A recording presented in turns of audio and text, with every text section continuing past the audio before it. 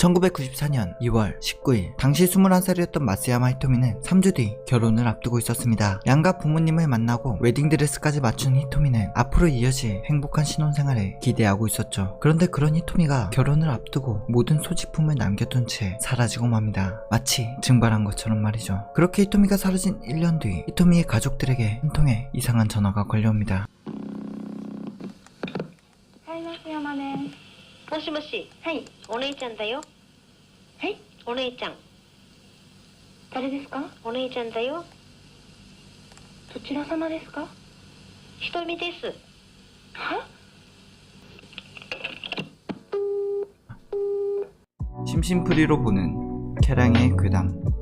일본 후쿠시마현 한 치과에 근무하고 있던 마쓰야마 히토미는 1994년 2월 19일 결혼을 3주 앞두고 행복한 신혼생활을 위해 치과를 그만두기로 합니다. 그런 히토미에게 치과 사람들은 축하의 말과 꽃다발을 건네며 히토미의 결혼을 축하해 주었죠. 당시 치과 동료들의 말에 따르면 히토미는 평소 밝고 상냥한 성격으로 치과 사람들이 모두 좋아했으며 결혼을 앞두고 상당히 들뜬 모습이었다고 합니다. 그렇게 13시 10분 히토미는 마지막 업무를 끝내고 치과에서 나와 자신의 차를 이용해 집으로 돌아갑니다. 그리고 그 모습은 히토미의 마지막 모습이었죠. 히토미는 자정이 넘어가도록 집에 귀가하지 않았습니다. 이를 이상하게 여긴 가족들은 경찰에 신고해 도움을 구했지만 아이도 아니고 다 큰 성인이 자정이 넘게 안 들어온 것만으로는 사태가 심각하지 않다고 여겨 경찰은 단순 부재로 대수롭지 않게 넘겨버리죠. 그러나 히토미는 며칠이 지나도 집에 들어오지 않았습니다. 그제야 경찰은 심각성을 느끼고 히토미를 찾기 위해 수사를 시작합니다. 실종자를 찾기 위해 경찰이 처음 조사를 한 것은 히토미의 주변 지인들이었습니다. 조사 도중 직장 동료로부터 한 가지 제보를 받게 되는데 히토미가 사라지기 며칠 전부터 어떤 여성이 히토미를 찾는 연락을 직장에 종종 해왔다는 것이었죠.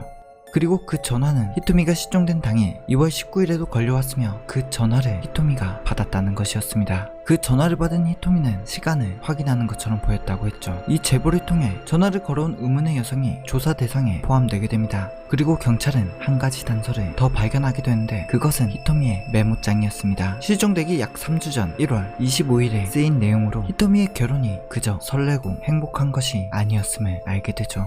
점심시간에 나는 여자에게서 전화가 왔다. 그이에게는 다른 여자가 있었다. 하지만 난 의외로 냉정했다. 설마 했던 예감이 맞았다. 그이는 그런 여자는 모른다고 하며 누군가의 장난이라고 부정했다. 믿어야지.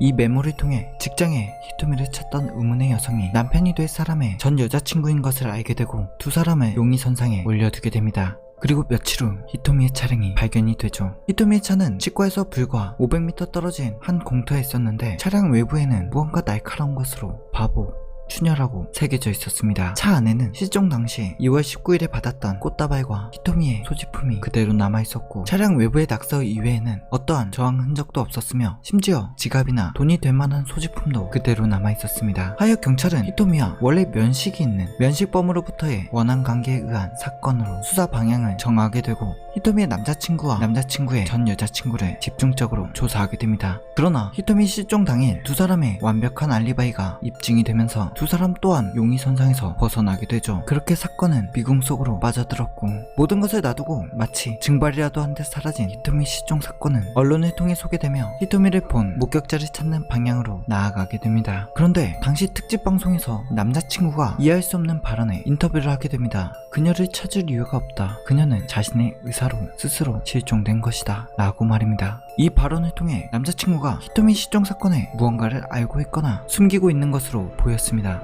그러나 그 후 어떤 인터뷰도 하지 않고 알리바이도 명확했기에 남자친구에게서 다른 정보를 얻을 수 없었으며 이에 관련한 루머들만 무성하게 돌게 되었죠. 그리고 이 사건은 미제 사건이 되어 점차 사람들에게도 잊혀가는 듯 했습니다. 히토미가 실종되고 약 1년 뒤인 1995년 1월 4일 히토미의 집으로 한 여성이 전화를 걸어옵니다.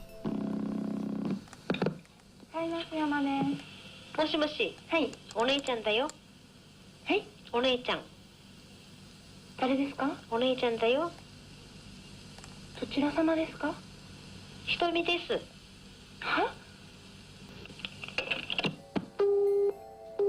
자신을 히토미라고 말하는 의문의 여성. 그런데 전화를 받은 동생의 반응도 상당히 이상했습니다. 1년 동안 실종이 된 언니가 전화를 걸었다면 반가워하거나 놀라거나 울거나 해야 하는 상황인데 동생의 반응은 대체 무슨 말을 하는 거냐 라는 반응이었죠. 이 전화에 의문의 여성의 목소리가 히토미의 목소리가 아니었기 때문입니다.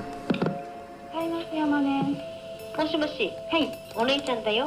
그저 장난 전화였을까요? 아니면 히토미 실종 사건에 연관된 사람이었을까요? 아무튼 실종자 가족에게 이런 전화를 한 것은 장난이든 범인이든 굉장히 악의적이었습니다. 걸려온 전화를 추적한 결과 후쿠시마의 한 공중전화로 확인이 되며 전화를 건 사람의 신원도 확인할 수 없게 되어 전화 또한 이 사건의 의문점 중 하나로 남게 됩니다. 아직도 히토미는 어느 곳에서도 발견되고 있지 않으며 이 사건은 여러 의문점만 남긴 채 영구 미제 사건으로 남아 있습니다.